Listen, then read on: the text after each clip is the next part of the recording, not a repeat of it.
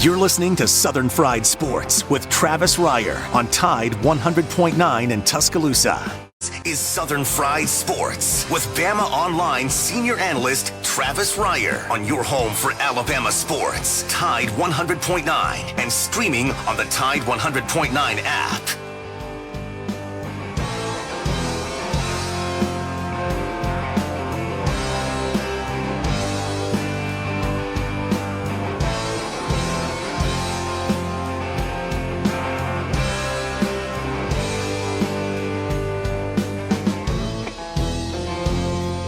Make it through this year, I think I'm gonna put this bottle down. I guess as time goes on, I'll grow to miss it less than I will now. And I think I'm gonna tell her that I'm gonna go away for a while, till I can get this demon out. It is 11 a.m. on a Tuesday morning. It is time once again for Southern Fried Sports right here on your home for University of Alabama Athletics. Tide 100.9 FM. Travis Reier, your trusty, if not talented, host of the program, fresh from BamaOnline.com, where I serve as the senior analyst for BOL, part of the 247sports.com network. The show, as always, brought to you by Peterbrook Chocolatier, 1530 McFarland Boulevard North, right there in the Indian Hills section of Titletown, USA, Tuscaloosa, Alabama. And by the way, if you're looking for that unique Father's Day gift, guess what they're doing at Peterbrook Chocolatier? You can take that little one by Peterbrook and do a chocolate handprint for Dad. How about that? He's got plenty of ties. He doesn't have any, I can promise you, chocolate handprints. You can get those coming up in advance of Father's Day at Peterbrook Chocolatier, 1530 McFarland Boulevard North. Joined on the program by the executive producer of Southern Fried Sports, Jacob Harrison. And together, we combine to form the 60-minute woo of Sports Talk Radio. Jacob, I hope you're feeling better than a lot of Alabama fans after last night. I mean, no. We watched that one in real time in here. I know. During the show, it was not easy to process all in one go.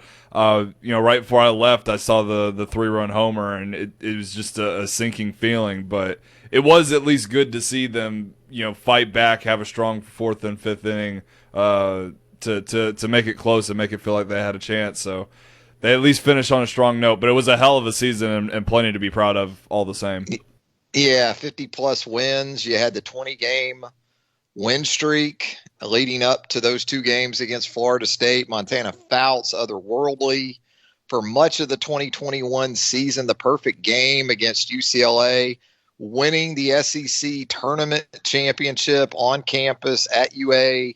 So many great things about this team. The performances, Bailey Hemphill, a player for all time at the University of Alabama, a student athlete for all time, transcending just the sport of softball.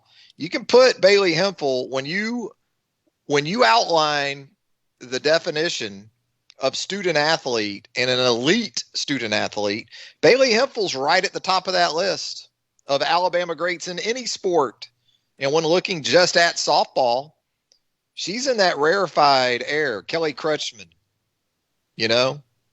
that's the type of player and players you're talking about that Bailey Hemphill rates comparably favorably to. And so just a tremendous career for Bailey Hemphill. You hate to see it come to an end on that sort of note, but she did what she could do last night. Got Alabama on the board, going the opposite field with a single, hit a home run there in the middle innings. So Bailey Hemphill standing out once again in her final performance as a member of the Alabama Crimson Tide. You know who I blame the last 2 nights on? I blame the Atlanta Braves for that, Jacob. And I know you're intrigued now. Your interest is truly piqued by this sort of one-of-a-kind analysis that you get only here on Southern Fried Sports. I blame the Alabama script A. It's got the mullet, but it's too close to the Atlanta Braves. And we all know what happens to the Atlanta Braves in the postseason. So I'm blaming the Braves is what I'm going to do. I think that's the easy way out. But in all seriousness, congratulations to Patrick Murphy, his staff. I know in the wake of the decisions that were made the last couple of days in terms of the pitching and going with Lexi Kilfoyle in game 1 against Florida State, holding Montana Fouts for game 2. And we talked about it really at the time. We talked about it last week, that potential scenario. If you get to 2-0 and you have that game to play with, that's where it gets interesting in terms of having that option of going to Lexi Kilfoyle. And, I know a lot of people in retrospect now are second guessing that and having a problem with going with Kilfoyle, even though she allowed only 2 runs. The problem for Alabama in the 2 games against Florida State was that the offense was non-existent essentially until it was all but over. The offense for Alabama waited until it was 8-0 last night to kind of get something going. And if you would have told me in advance of last night that Alabama's going to score 5 runs with Montana Fouts in the circle and lose, the man in Vegas, if he had a prop bet on something like that, he would have taken everything I have, because I would have loaded everything on Alabama with 5 runs and Montana Fouts in the circle. You absolutely would have bankrupted me, the man. But it didn't happen. And so the season ends for Alabama. Florida State, all the credit in the world to the Seminoles. All the credit in the world to Florida State, because that's a team, that's a program. 8 straight wins now in elimination scenarios at the Women's College World Series. It's a hell of a stat. And so it will be Florida State and Oklahoma starting tonight in that championship best of 3 series. So Florida State and the Noles, we've seen that in college football in the past. We saw a college football national championship game back in the day. I believe Josh Heupel was quarterbacking the Oklahoma Sooners at the time, maybe. Yeah. 205-342-9904. That is the Peterbrook Chocolatier studio line. If you'd like to jump on board with us, you are more than welcome to do so. We're going to get into a lot of college football talk because it is a Tuesday. We'll do that with Brent Beard coming up in the very next segment. We're going to get Brent's thoughts on the Nick Saban extension. We were able to get into that a good bit on the program yesterday because it kind of broke while we were on the air yesterday. So we were able to provide you with some initial thoughts. 8 more years at least of Nick Saban. And then you get some scheduling news today with Oklahoma State coming on, and a rearrangement of sorts where the Notre Dame series is concerned. It'll push back to 2029 starting in South Bend. You were previously set up to start the 2028 season with a road trip to Notre Dame and then come home the next week to take on the Ohio State Buckeyes. How about that for a 1-2 punch to crank up a season? Instead now, Oklahoma State. Will the mullet? Do you think the mullet, Mike Gundy, is he still in place as the head coach at Oklahoma State in 2028? I've got no reason to think he won't be. He seems very comfortable. He's had opportunities to leave Stillwater. It appears, or has appeared, as if the big money, specifically T. Boone Pickens, back when he was still around, were very much in the corner of Mike Gundy. So, I think there's a good chance. Come 2028, Alabama goes to Stillwater, as they were known in the outstanding movie Almost Famous. And you get the Cowboys in Tuscaloosa a year later. 205-342-9904. We'll also talk with Brent about the inevitability of this expanded college football playoff, but more of it trending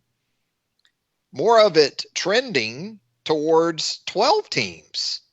Going to skip right past 6 and 8 and go to 12, apparently, once we get this expanded college football playoff. And certainly scheduling in college football, I think, is a great indicator of the expectation for the expanded college football playoff, because you're not just seeing one of these premium elite type matchups as we've seen in most seasons, sort of one-offs each and every year, whether they're the neutral site games and becoming more and more home and home based. And I think if you're a fan, you love this. With this announcement of Oklahoma State, probably the thing you like the most about that is that it is going to be home and home. You know, it's not Oklahoma State and Arlington. Yeah, that really gets the blood pumping at this point, doesn't it? No, but hey, you're probably already thinking about how can I get to Stillwater, or I'm going to make that trip to Stillwater. And a lot of folks, college football is about the places it takes you as much as anything else. And so when you're an Alabama fan, you're thinking Austin coming up. You're thinking Columbus, Ohio. You're thinking South Bend. Now you're thinking Stillwater, Morgantown, West Virginia. You love the thought of those. Absolutely. And that's the way it is setting up here for the not too distant future. College baseball, I stayed up watching some of that last night. After the Alabama-Florida State softball on the cable, I hung around as best I could to watch the Paul Mainieri farewell tour get extended to another weekend. Paul Mainieri, apparently his farewell tour is going to rival that of Elton John. How many years now has Elton John been on this farewell tour? Since like 2012? Well, Paul Mainieri, the outgoing retiring coach on the baseball diamond for the LSU Tigers, he's headed to Knoxville with his team. After LSU late night on Monday goes into Eugene, Oregon, and wins that regional in ousting homestanding Oregon in the if necessary game. So as it sets up for the Southeastern Conference, you've got Mississippi State, Ole Miss, Tennessee, Vandy, Arkansas all advance. And when you talk about just if necessary games on Monday, Ole Miss, Arkansas, LSU combined to go 3-0. Regional play still isn't over, in case you're wondering. That Columbia, South Carolina regional still going on. They cranked up ODU and Virginia in that regional final early this morning. Last check, they were top of the 8th there in Columbia, and Virginia had the 3 seed, by the way, 2 seed South Carolina didn't make it to the championship round of its own regional. ODU's the 1 seed in Columbia, but ODU down 2-1 at last check there in Columbia, trying to get all these regionals played. But as far as super regional matchups involving the Southeastern Conference, Ole Miss now will go to Tucson to take on Arizona, an SEC super in Knoxville with LSU visiting the Vols. NC State and those big bats going to head to Fayetteville. Arkansas survives that if necessary game with Nebraska last night. Crazy environment there in Fayetteville at Baum Stadium.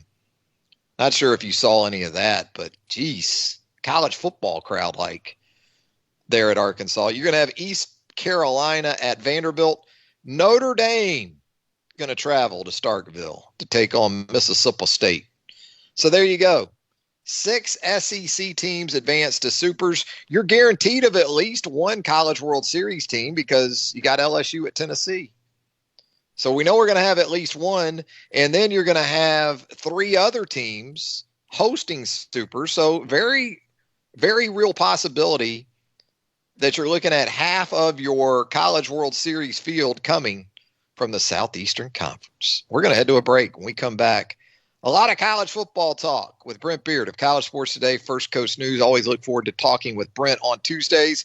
We'll do that and more when Southern Fried Sports, presented by Peterbrook Chocolatier, returns on a Tuesday right after this.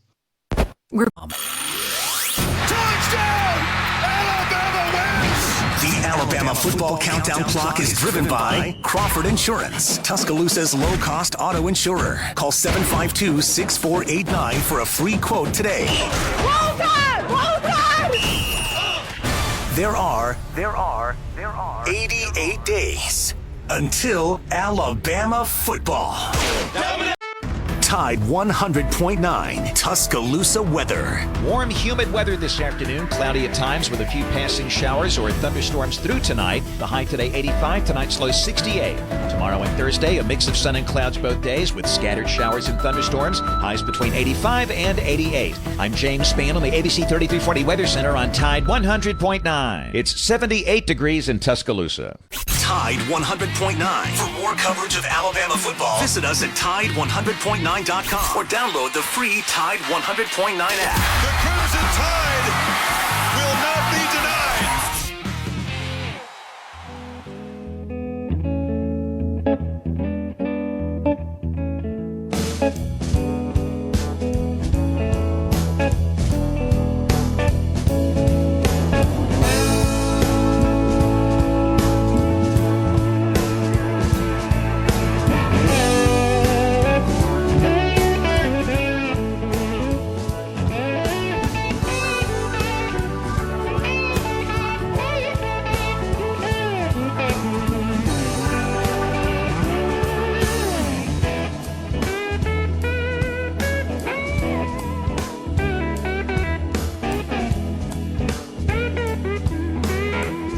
With more of a Tuesday edition of Southern Fried Sports right here on your home for University of Alabama Athletics, Tide 100.9 FM. And as we typically do at this time on Tuesdays, time to head to the Peterbrook Chocolatier studio line to check in with our great friend, Brent Beard of College Sports Today, First Coast News, and of course, longtime voter for the Heisman Trophy. And usually we have to sort of come up with some topics, maybe, Brent, in early June, even where college football, the year-round sport it is now, is concerned, but not so much here in the last couple of days, especially where the University of Alabama is concerned. The big news breaking during this program yesterday was the extension for Nick Saban through the 2028 season. Let's hear it, Brent. Give us sort of your take and your thoughts on the timeliness of that, and what does it mean for the rest of the league and maybe the rest of college football?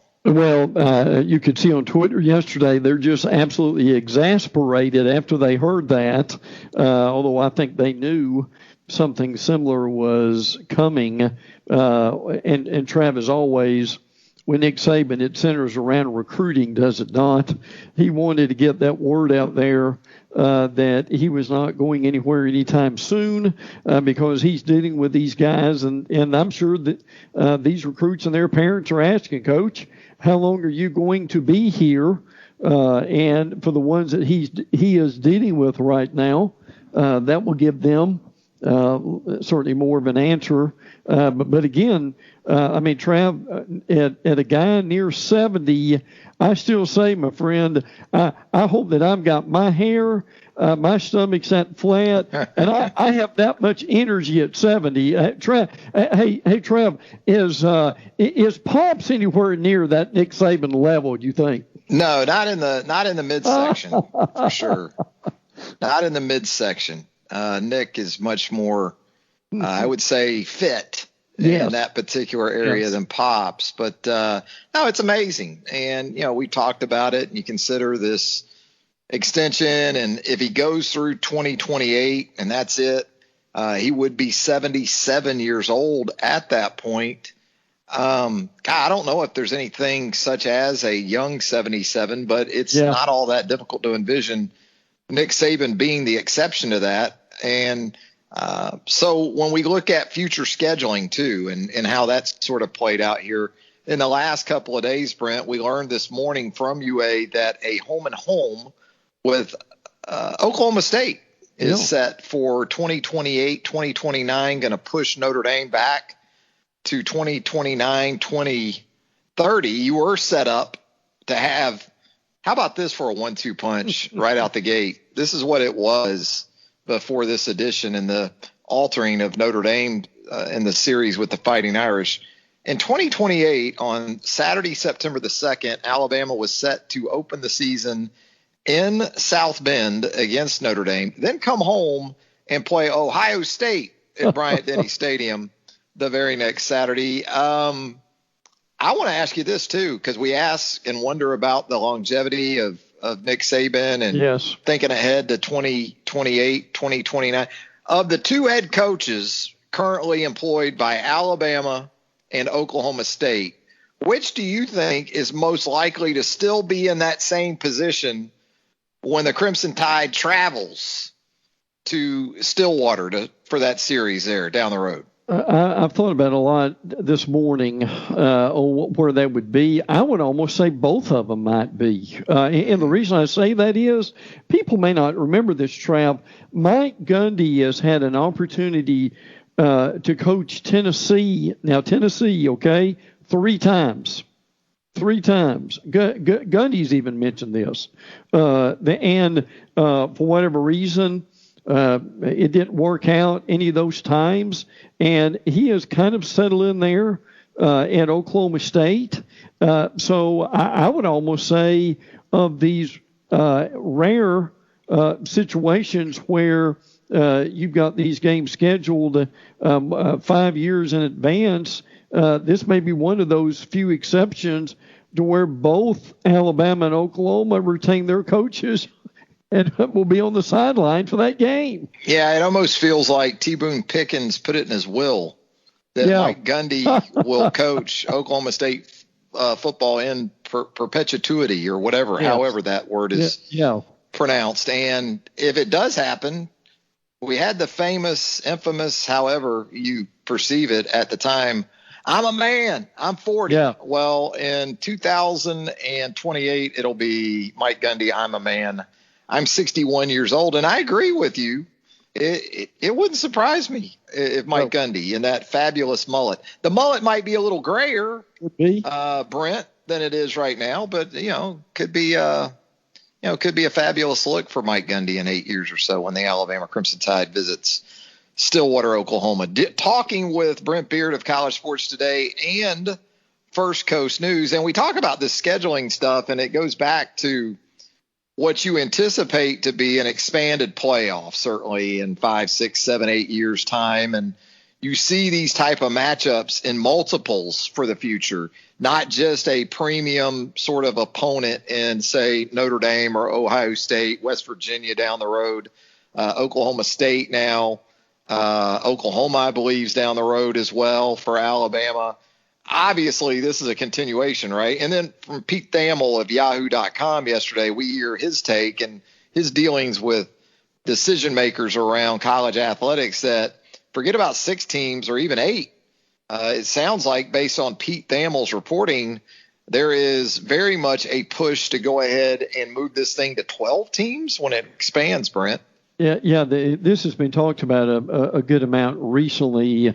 And look, again, people need to remember that writers write this time of year to get attention.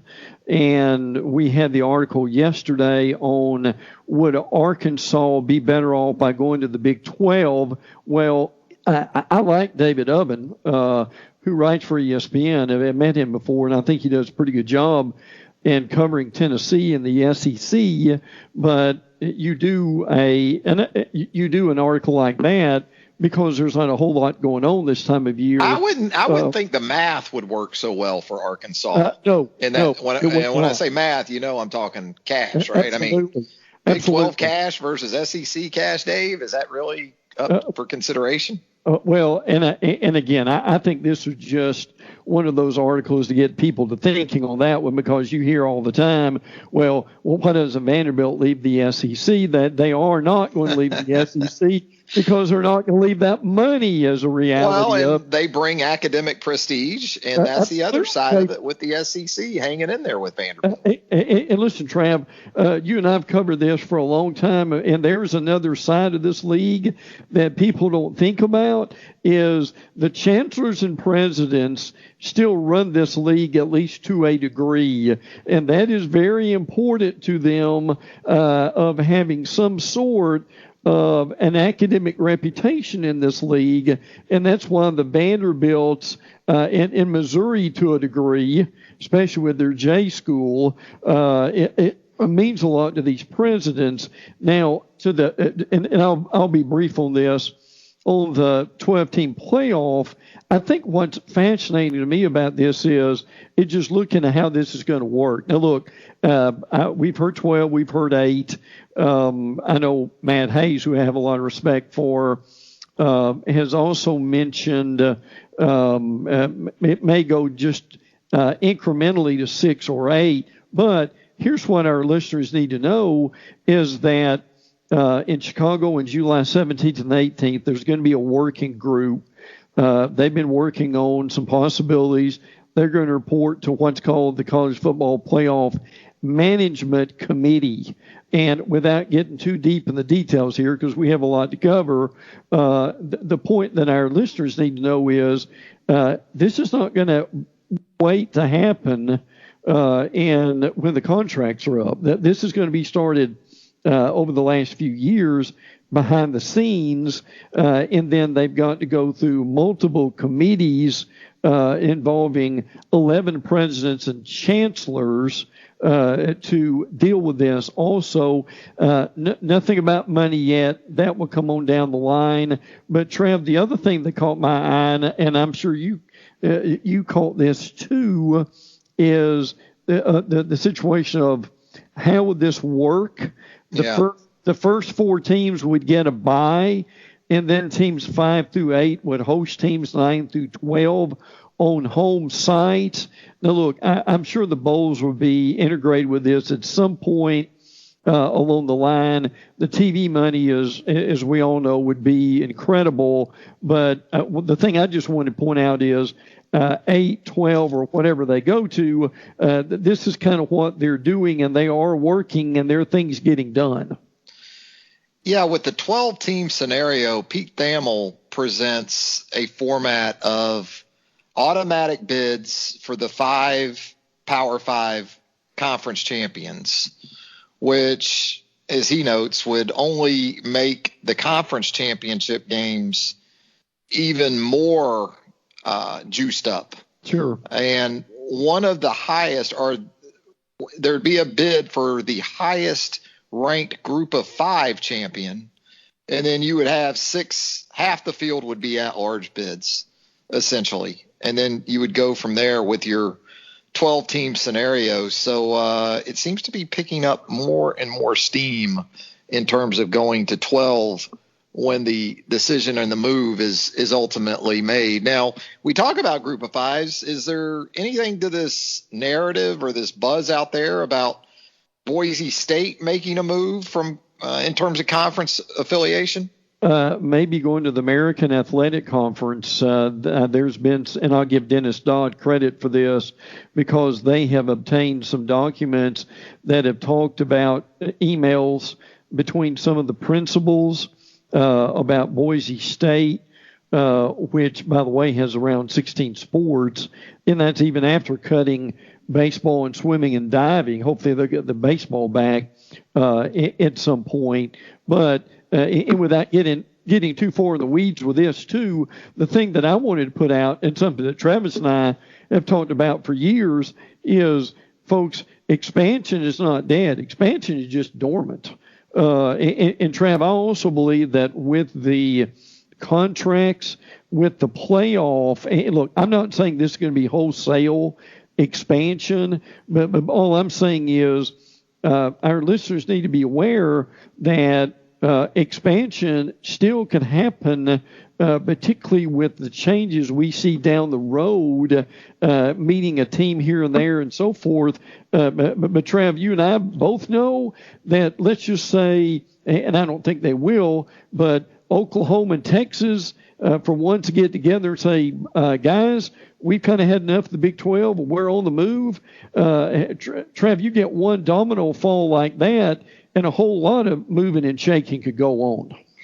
Absolutely. No doubt about that. And, you continue to sort of look around the Southeastern Conference as we ramp up to the 2021 season. And there's been some quarterback talk, I guess, Brent, involving LSU with that derby that the Tigers are set to continue through fall camp, with Miles Brennan back from injury, with Max Johnson coming off an impressive end to his true freshman campaign.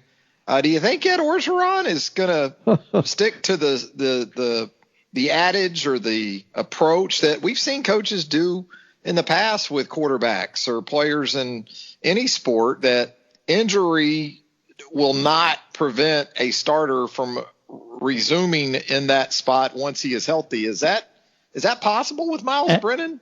It very well may be. As a matter of fact, and again, I give Matt Hayes credit for this. Matt projected Myles Brennan's numbers if he had stayed healthy in a 12-game schedule. Remember, he had that core injury, which really was a bad injury, that he would have got like 4,400 yards and 44 touchdowns, which would have been similar to what Joe Burrow did, and obviously in that realm of where Mac Jones was. So, Trav, I think the question comes up, and it's a good one, and you and I have seen this going both ways, is do you let him find it out in August, or does he come out at like media days and say Myles is going to take the first snap because we don't think it's fair for him to lose his job because of an injury? Yeah, I doubt that, unless you want to risk having one of your returning quarterbacks on the roster when fall camp gets underway. I mean, if you're Max Johnson and O runs that out there in mid-July, you've got a couple of weeks to maybe test the undercurrent for the transfer portal. Sure. And with the interconference rule going away too, there's plenty of places Max Johnson can be a starter today.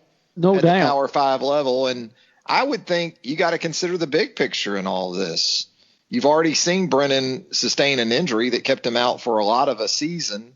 When you look at down the road, you're looking at Max Johnson for at least 2 more years behind center. Not sure what you're looking at with Myles Brennan. So that would be very interesting to see the approach that Ed Orgeron decides to take in the lead up to the 2021 season. Brent, what about Texas A&M? We talked about the Aggies quarterback situation and trying to replace Kellen Mond, but apparently some interesting news involving a September opponent for the Aggies where the quarterback situation is concerned. We talked about this a few weeks ago, that an interesting game with A&M is they go to Colorado early in September, and Colorado's quarterback, Sam Neuer, who was a second-team All-Pac-12 selection, has up and left. A pretty good prospect, 6'4", 220. He is a super senior. He doesn't have gaudy numbers, but threw for 1,000 yards and 6 touchdowns. So I think the question is, who replaces him? And Trav, how about this? One of the guys that might do it is J.T. Shrout, who was from Tennessee. So, wow. It's fascinating where all this stuff goes. I mean, they've got a redshirt freshman in Brennan Lewis and Drew Carter, who's a true freshman, that's involved with that too. And now look, realistically, A&M has a much better roster than Colorado. I think we know that. But again, as we've chronicled here on the segment, A&M's looking for a new guy themselves. Could that be Haynes King? Possibly. So, but still, it's only your second game of the year. You're on the road. It's your quarterback's first trip on the road. And I'm not predicting an upset here, but it that kind of makes that a little more intriguing.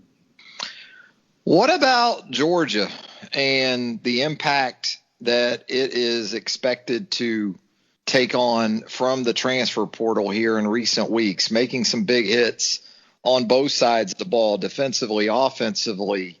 But could that have an effect on a previous transfer to Georgia, Brandon Turnage, the former Alabama corner? There have been some rumblings about him in recent days, possibly maybe looking elsewhere and moving on from Georgia, especially in the wake of the news that another player of note at his position has been added from Clemson. What are you hearing on that, Brent? Well, he actually came out and tweeted, "Relax with the rumors" over the weekend, but there are several stories that are out that Turnage is maybe having some second thoughts. Now, someone has contacted Michael Fair, who coached him in Oxford, Mississippi, and he said that Turnage just didn't feel comfortable. So there's still some questions here. Now, as Travis mentioned, Georgia's made a lot of moves in that secondary to shore that secondary up. Deron Kendrick obviously is one of those guys. And again, we got to remember Deron Kendrick was a problem child at Clemson. Dabo benched him twice, and then he got caught with a unlawful possession of a gun and marijuana. So he's got some legal stuff that he's got to deal with. But Trav, this is something we've talked about before, and this is not being disparaging against Turnage, but it's just the reality of sometimes the grass is not greener wherever you go. And listen, this is not going to be the only guy in this situation. You leave one school because you don't think you're going to play, and you go to another one and you really, really don't like it. So what do you do at that point? Could we see a lot more of a situation like that going on across the board? Yeah, you got to be careful with this transfer portal. Really do. The opportunities are going to be there for guys like Turnage, but if you're making the move thinking you're just stepping right into a ready-made situation at a place like Georgia, Kirby and all these staffs, the moment they acquire you, they are already looking to upgrade on you. There's no doubt about it. They're always looking to recruit above the current talent level that they have in-house. So it isn't just limited to coming out of high school. Even as a transfer, an experienced player, that process never stops. Well, Brent, as always, we appreciate you taking the time with us here on the program each and every Tuesday. Thanks a lot, Brent. Always a pleasure, bud. And as you said in the beginning, just an amazing amount of things going on in the month of June. Where are we at on the magazine count, by the way? I got to get a magazine update before we get out of here. We have got, obviously, Athlon and Lindy's are out. We're waiting on the Lindy's SEC edition, and they said last week that will be on the shelves this week. All right. So we're in a little bit of a holding pattern, but we're going to get that Lindy's SEC edition here. That's right. Before you know it, Phil Still will release his biblical pub down the road. Hey, thanks a lot, Brent. Always, brother. There he goes, Brent Beard, College Sports Today, First Coast News, Heisman Trophy voter, Brent Beard. Back with more of a Tuesday edition of Southern Fried Sports right here on Tide 100.9 FM right after this. You're listening to Southern Fried Sports with BamaOnline.com senior analyst Travis Reier on your home for Alabama sports. Tide 100.9 and streaming on the Tide 100.9 app.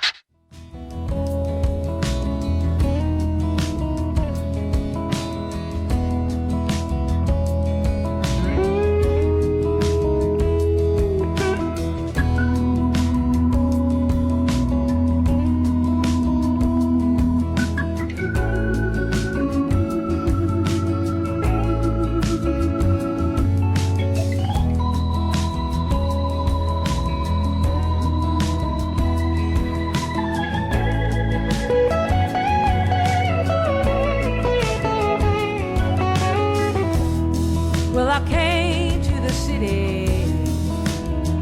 I was running from pain.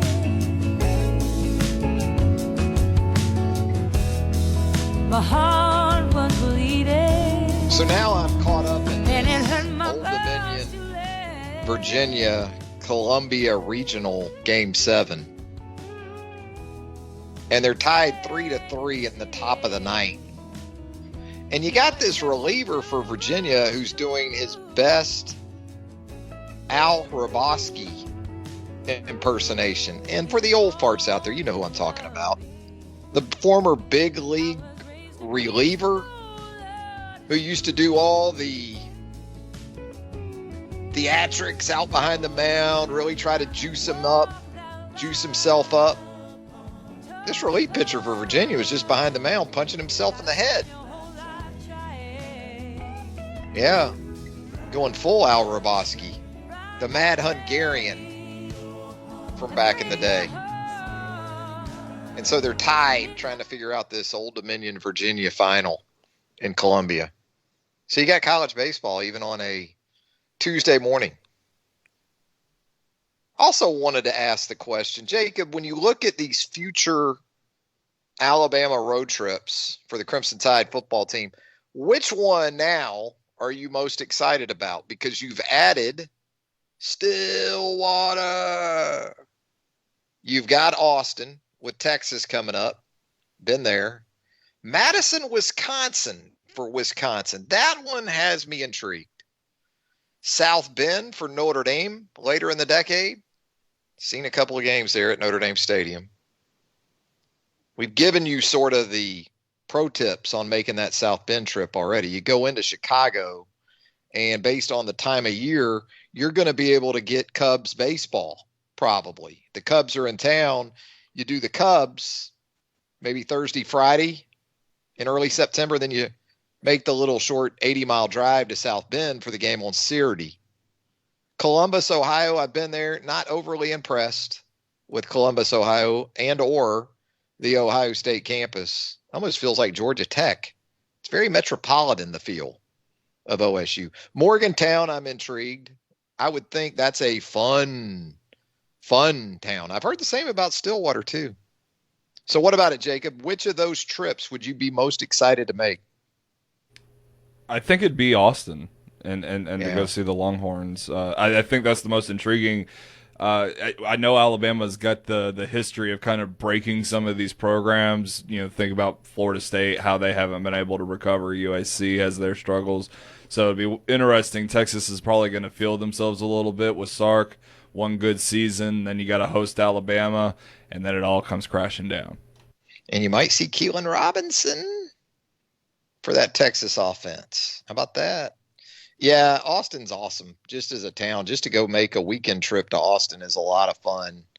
So much to do there. We did the sort of tour of Austin, state capital, obviously. So there's that part of it as well.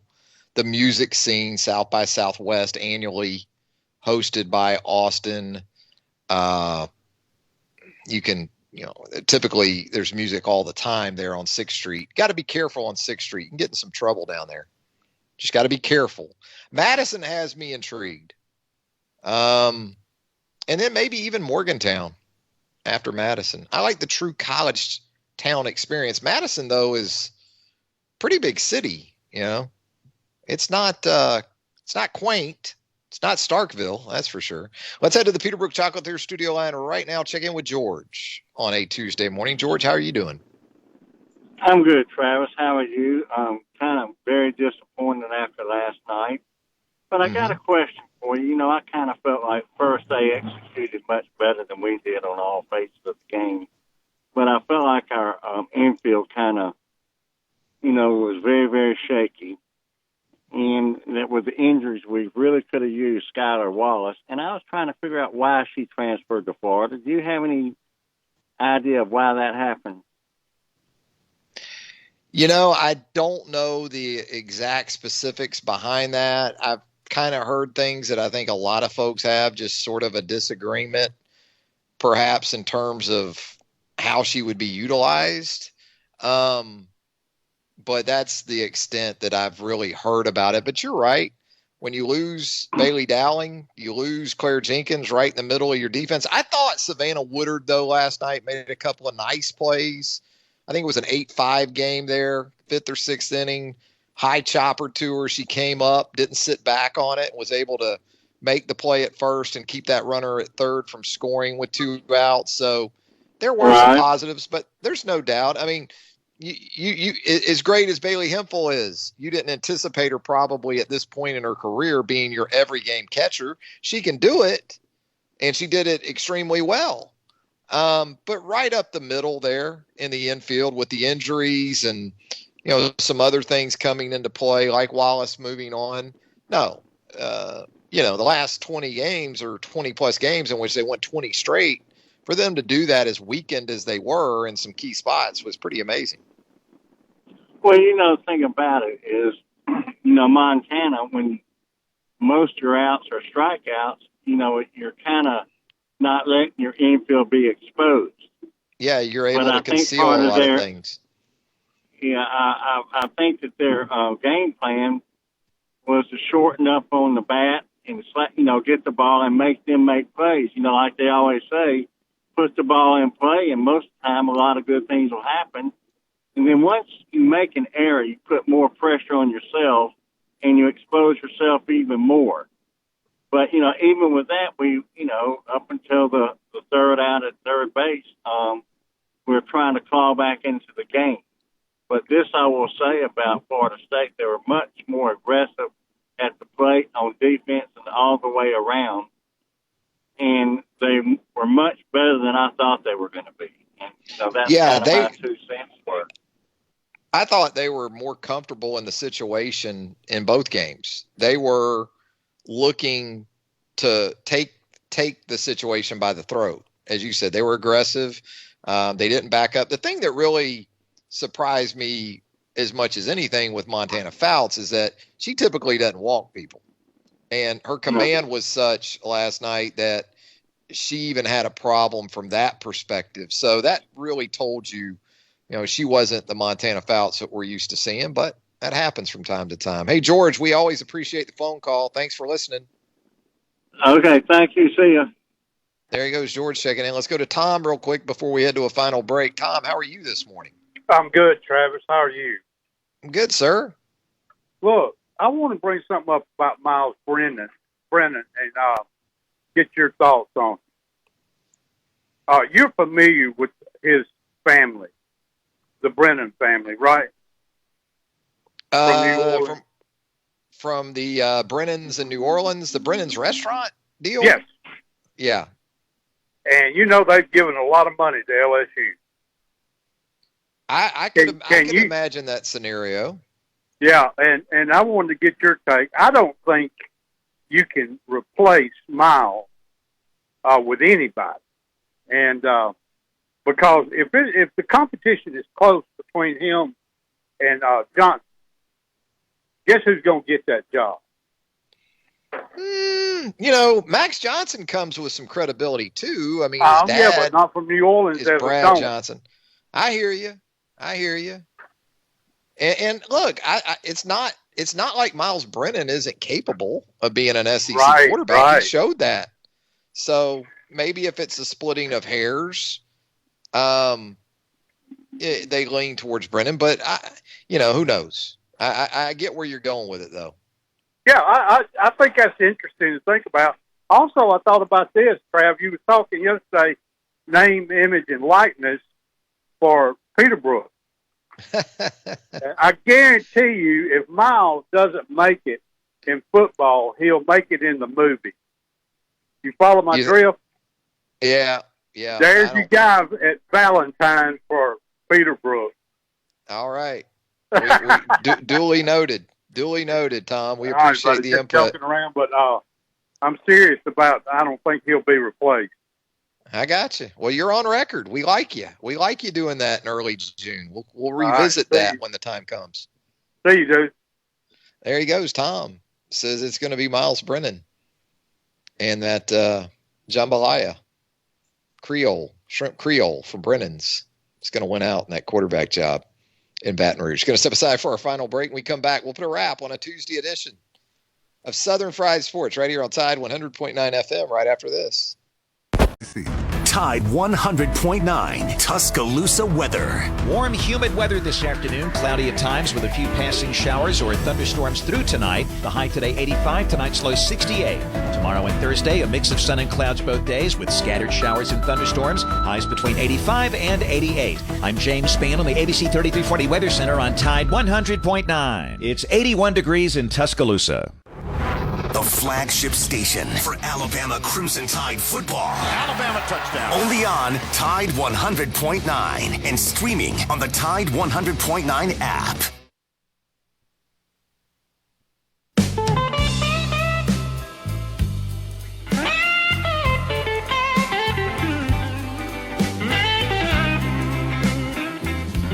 Born on this day in 1979. Derek Trucks. Guitar virtuoso. especially where the slide is concerned. And by the way, Derek Trucks, a very proud member of the Duval fan base when it comes to his hometown, Jacksonville Jaguars. Of course, Derek and his wife Susan Tedeschi forming that formidable duo of the Tedeschi Trucks band. You've seen them come through Tuscaloosa in recent years. I was there at the Tuscaloosa Amp. They were the headliner on the Wheels of Soul tour. Had drive-by truckers on that bill as well. And I see where the Tuscaloosa Amp is ramping up that concert schedule. Harry Connick Jr. coming in August. That'll be good stuff. Outstanding. Outstanding to see the live music and entertainment return in full force. It's been a lot of fun on a Tuesday edition of Southern Fried Sports. Brent Beard getting us up to speed on all things college football.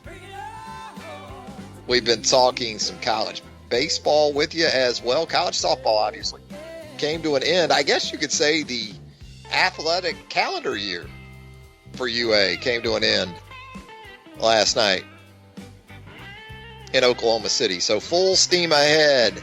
September 4th, Alabama, Miami, and Atlanta, Georgia, Daddy. You're ready already, aren't you? Pacers. Enjoy the next couple of months. For Jacob Harrison and Brent Beard, Travis Reier providing you with the lunch whistle today on a Tuesday. Heat Pizza Bar, downtown Tuscaloosa at Government Plaza. Always a great time to get by Heat Pizza Bar, but never better than Tuesday when it is Thai Chicken Pizza Tuesday. Starting at 6 o'clock this evening, you're going to have $7 Thai chicken pizzas. I promise you.